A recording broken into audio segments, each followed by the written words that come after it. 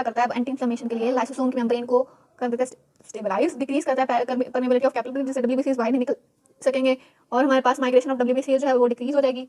Cortisol जो है immune system को सप्रेस कर देता है और इंटरल्यूकिन 1 बनाता है जो कि हमारे हाइपोथैलेमिक टेम्परेचर कंट्रोल सिस्टम का प्रिंसिपल एक्साइटेंट है, जिससे हमारे पास वेलोडाइलेशन होती है और टेम्परेचर जो है वो डिक्रीज कर दे। और अगर इन्फ्लेमेशन होगी तो वो कराएगा रेजोल्यूशन ऑफ इन्फ्लेमेशन, फॉरन से वहाँ पे अमाइनो एसिड वगैरह भेजेगा ताकि टिश्यू की डैमेज रिपेयर जो है वो डैमेज जो है वो रिपेयर हो सके। मोबिलाइजेशन कराने के बाद ये क्या करेगा, ग्लूकोनियोजेनेसिस बढ़ा देगा, वहाँ पे एनर्जी अवेलेबल हो जाएगी, फैटी एसिड वहाँ पे सेलुलर एनर्जी को अवेलेबल कराएंगे और फिर हमारे पास कॉर्टिसोल जो है वो रिमूव कराएगा इन्फ्लेमेटरी प्रोडक्ट को। इस तरह से ये हमारे पास जो है इन्फ्लेमेशन को रिड्यूस कराएगा और ये लाइफ सेविंग मेजर है इसका anti inflammatory response. Within 24 hours जो है इन्फ्लेमेशन जो है वो खत्म होना स्टार्ट हो जाएगी। कॉर्टिसोल जो है वो ब्लॉक कराता है inflammatory response to allergic reaction. अब ये जो है कि हमारे पास हमने देखा था कि कॉर्टिसोल जो है वो इन्फ्लेमेटरी रिस्पॉन्सेस को कम कर रहा था। अगर हम एडमिनिस्टर करेंगे कॉर्टिसोल तो उसकी वजह से हमारे पास जो एलर्जी में इन्फ्लेमेशन वगैरह हो रही है और इन्फ्लेमेटरी प्रोडक्ट्स हैं वो हमारे पास खत्म हो जाएंगे और वो लाइफ सेविंग हो जाएगा। Effects on blood cell and on immunity and infections disease. Cortisol ने हमारे पास इओसिनोफिल और लिम्फोसाइट्स को कम किया, इम्यूनिटी को सप्रेस किया और अगर हमारे पास कॉर्टिसोल की ज़्यादती होगी तो हमारे पास लिम्फोसाइटोपिनिया होगा, यानी कि वाइट ब्लड सेल और इओसिनोपिनिया यानी कि वाइट ब्लड सेल का काउंट एडमिनिस्टर करेंगे। उस केस के अंदर हम लास्ट डोज कॉर्टिसोल की एडमिनिस्टर अगर हम लास्ट डोज करें कॉर्टिसोल तो उससे हमारे पास लिम्फोसाइट टिश्यू की होगी एट्रोफी और टी सेल की हो जाएगी कमी। टी सेल की कमी की वजह से फॉरेन इन्वेडर जो है वो इफेक्ट करेंगे और हमारे पास जो है वो इन्फेक्शन होगी और डेथ हो सकती है उन डिजीज की वजह से, जो कि लीथल नहीं थी लेकिन हमारे पास टी सेल की कमी की वजह से वो भी लीथल होगी, लाइक ट्यूबरक्लोसिस हो गया। उसके बाद हमारे पास ये कि सेलुलर मैकेनिज्म क्या होते हैं कॉर्टिसोल के एक्शन के।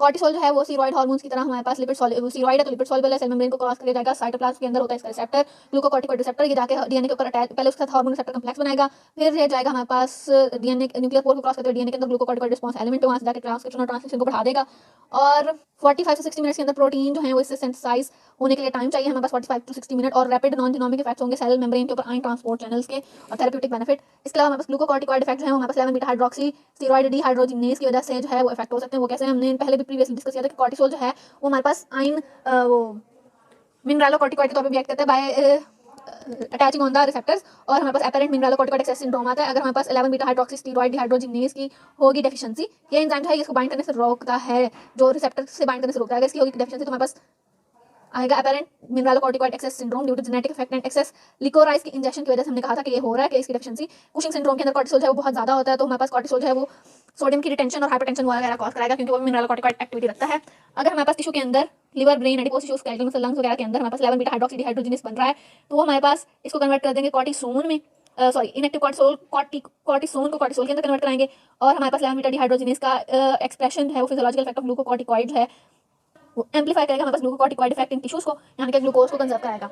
अगर हमारे पास जो है किडनी कोलोन फैट ग्लैंड्स वगैरह के अंदर 11 बीटा हाइड्रोक्सी स्टीरॉइड डिहाइड्रोजिनेज जो है वो हमारे पास क्या कर रहा है, कॉर्टिसोल एक्टिव है, कॉर्टिकोस्टेरॉन जो है वो इनएक्टिव है। ये alpha beta 11 beta hydroxy steroid dehydrogenase है वो कॉर्टिसोल से कॉर्टिसोन बना रहा है और कॉर्टिसोन जो है मिनरलोकॉर्टिकॉइड रिसेप्टर के साथ बाइंड नहीं करता, मिनरलोकॉर्टिकॉइड रिसेप्टर के साथ बाइंड करता है कॉर्टिसोल, यानी कि इसको हमने इनएक्टिव कर दिया। अगर हमारे पास इस एंजाइम की कमी होगी तो हमारे पास ये कॉर्टिसोन में कन्वर्ट नहीं होगा, ये जाके मिनरलोकॉर्टिकॉइड रिसेप्टर से बाइंड करेगा और हमारे पास सोडियम की कंजर्वेशन और पोटेशियम की एक्सक्रीशन वगैरह कराएगा। इस केस के अंदर हमारे पास आएगा एपेरेंट मिनरलोकॉर्टिकॉइड एक्सेस सिंड्रोम, चाहे हमारे पास जो है मिनरलोकॉर्टिकॉइड एल्डोस्टेरॉन लेवल नॉर्मल ही है।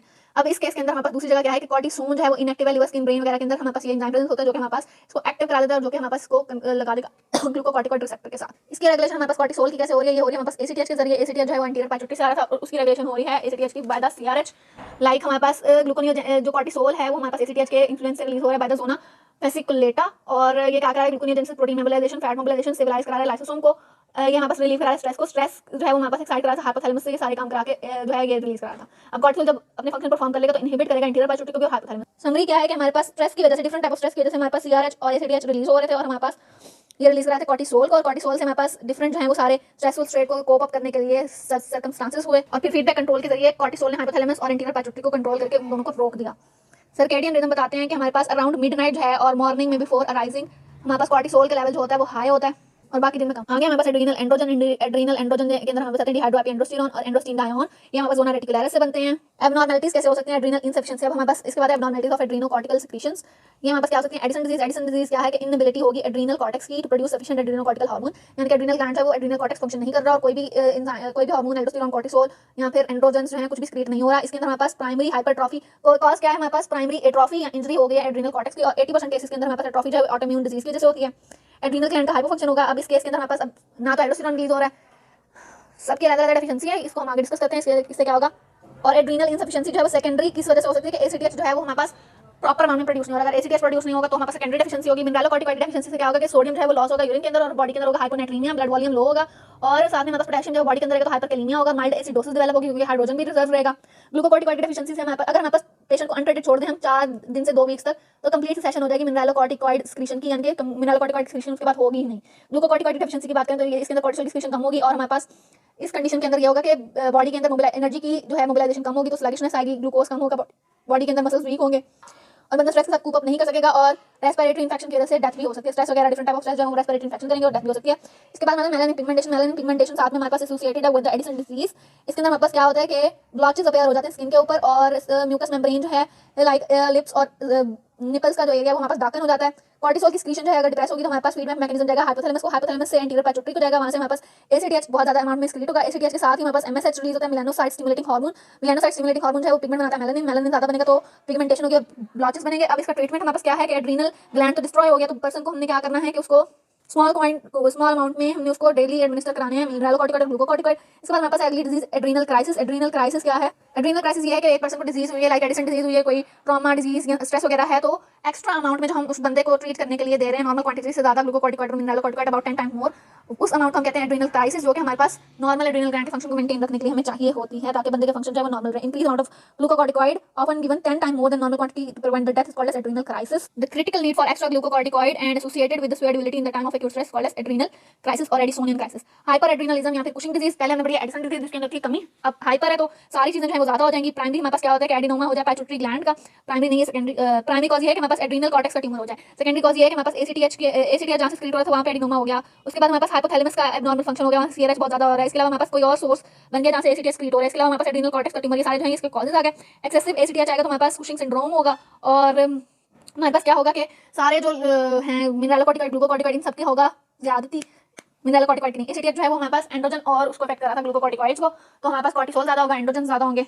और कुशिंग सिंड्रोम हमारे पास कैसे हो सकता है? अगर हम ग्लूकोकॉर्टिकॉइड जो है वो पर लॉन्ग पीरियड के लिए थेरेप्यूटिक यूज के लिए देते हैं। स्पेशल कैरेक्टरिस्टिक क्या है कुशिंग सिंड्रोम की? मोबिलाइजेशन फैट होती है लोअर पार्ट से और एक्स्ट्रा फैट डिपॉजिट होता है थैलेसिक और अपर एब्डोमिनल रीजन में, जिससे हमारे पास बफलो लाइक टॉर्सो आता है और हमने कहा था कि मून फेस आता है, मून फेस हमारे पास। उसके अलावा एक्नी और हिस्टोटिज्म की पिक्चर अपेयर होती है। 80% पीपल के अंदर हमारे पास हाइपरटेंशन कॉज होती है मिनरलोकॉर्टिकॉइड इफेक्ट ऑफ कॉर्टिसोल की वजह से। कुशिंग सिंड्रोम जो है उसका इफेक्ट कार्बोहाइड्रेट वगैरह पे क्या होता है? कुशिंग सिंड्रोम से कार्बोहाइड्रेट यानी कि ग्लूकोज जो है वो इंक्रीज होती थी तो हमारे पास 200 मिलीग्राम से ज्यादा हो जाएगी ग्लूकोज, जो कि हमारे पास अपने नॉर्मल लेवल से ट्वाइस है। 100 मिलीग्राम नॉर्मल होती है, 200 मिलीग्राम डबल हो जाती है। इसके अलावा हमारे पास जो प्रोटीन वो यूज हो रही थी कुशिंग सिंड्रोम में, प्रोटीन की सिंथेसिस जो है वो हमारे पास कम होगी, लिम्फोइड टिश्यू के अंदर सप्रेस्ड इम्यून सिस्टम होगा, इंफेक्शन के लिए ससेप्टेबल होगा पर्सन। यहाँ पे इसके स्किन के ऊपर होंगे पर्पलिश ट्राया और इसके अलावा हमारे पास डिमिनिश प्रोटीन डेपोजिशन बोन होगी। इसके बाद हमारे पास ट्रीटमेंट हम क्या करेंगे? ट्रीटमेंट हम ये करेंगे कि इस बंदे को हम एड्रीनल ट्यूमर को रिमूव करेंगे बाद सर्जरी। उसके अलावा एसीटीएच का अगर कोई ट्यूमर हुआ है जहां से एसीटीएच क्रिएट हो रहा है उसको भी रिमूव करेंगे। हाइपरट्रॉफिक पैट्यूटरी ग्लैंड के ट्यूमर्स वगैरह को रिमूव करेंगे। इसके अलावा हम क्या करेंगे? स्टेरॉइडोजेनिक जो ड्रग्स हैं जो उसको ब्लॉक करेंगे स्टेरॉइडोजेनेसिस को, उसको देंगे लाइक कीटोकैनोजोल और अमाइनो ग्लूटाथामाइड, बहुत मुश्किल नाम है। एसीटी एक्सक्रीशन को इनहिबिट कराएंगे और गाबा वगैरह की इनहिबिशन कराएंगे। इसके बाद प्राइमरी एल्डोस्टेरोनिज्म, यहाँ पे कौन सिंड्रोम? प्राइमरी एल्डोस्टेरोनिज्म में हमारे पास लार्ज अमाउंट में आता है एल्डोस्टेरॉन जो है वो हमारे पास ये क्यों लार्ज अमाउंट में आएगा कि हमारे पास जोना ग्लोमेरुलोसा के अंदर ट्यूमर होगा। इससे हमारे पास होगी सोडियम की रिटेंशन से होगी हमारे पास हाइपरटेंशन, सोडियम कंसंट्रेशन 4 से 6 मिली इक्विवेलेंट पर लीटर इंक्रीज कर जाएगी, हाइपरटेंशन होगी, प्लाज्मा का वॉल्यूम जो है बढ़ जाएगा और हाइपोकैलेमिया होगा। हाइपोकैलेमिया से हमारे पास मसल्स जो है उनकी पैरालिसिस कॉज होगी। इसके अलावा इसका डायग्नोस्टिक क्राइटेरिया ये है कि हम प्लाज्मा में रेनिन की कंसंट्रेशन को चेक करेंगे, वो हमारे पास डिक्रीज होगी और फीडबैक सप्रेशन होगी रेनिन की एक्सक्रीशन के लिए एक्सेस एल्डोस्टेरॉन की वजह से, क्योंकि हमारे पास एल्डोस्टेरॉन अगर कम होता है तो रेनिन एक्सक्रीट होकर एल्डोस्टेरॉन को एक्सक्रीट कराता है, तो एल्डोस्टेरॉन अगर ज्यादा तो रेनिन जो है वो सप्रेस हो जाएगा। ट्रीटमेंट प्राइमरी एल्डोस्टेरॉन का ये है कि हम ट्यूमर को रिमूव करते हैं जो कि हमारे पास ग्लोमेरुलोसा में इफेक्ट कर रहा है और हम दें मिनरलोकॉर्टिकॉइड रिसेप्टर के एंटागनिस्ट विद द स्पाइरोनोलैक्टोन और एपिलेरेनॉन जो है यहाँ पास डायोरेटिक्स हैं, ये वाटर वगैरह को बाहर निकालेंगे सोडियम के साथ। इसके बाद हमारे पास एड्रीनोजेनिटल सिंड्रोम आता है कि अगर हमारे पास ट्यूमर आ गया जोना रेटिकुलरिस के अंदर ट्यूमर आएगा तो हमारे पास एंड्रोजन ज्यादा प्रोड्यूस होंगे तो हमारे पास फीमेल की जो है विराइल कैरेक्टरिस्टिक्स आएंगी, उनके हमारे पास बियर्ड ग्रोथ होगी, वॉइस जो है डीपर हो जाएगी। इसके अलावा बाल्डनेस पैटर्न आएगा और हमारे पास मेल्स के अंदर जो है प्री प्यूबर्टल मेल के अंदर एड्रीनल ट्यूमर की वजह से हमारे पास फीमेल लाइक कैरेक्टरिस्टिक्स डेवलप होना स्टार्ट हो जाएंगी और एडल्ट मेल के अंदर हमारे पास विरलाइजिंग कैरेक्टर आएगा, उनका जो है हमारे पास फीटल वगैरह जो है जो सारे टेस्टोस्टेरॉन स्क्रीट होना बंद हो जाएगा। टेस्टोस्टेरॉन जो टेस्टिस से स्क्रीट हो रहा होगा और यहाँ से भी हमारे पास जो 11 हाइड्रोक्सी कॉर्टिकोस्टेरॉन वगैरह बन रहे हैं वो हमारे पास जो है वो टेस्टोस्टेरॉन में कन्वर्ट होंगे, तो उनके दरमियान एडल्ट मेल में ये जो है इसको आइडेंटिफाई करना मुश्किल हो जाएगा। और यूरिन के अंदर एंड्रोजन की कंसंट्रेशन जो है 10 से 25 टाइम्स ज्यादा आ रही होगी। इस तरह हम इस डिजीज को डायग्नोज कर सकते हैं मेल्स के।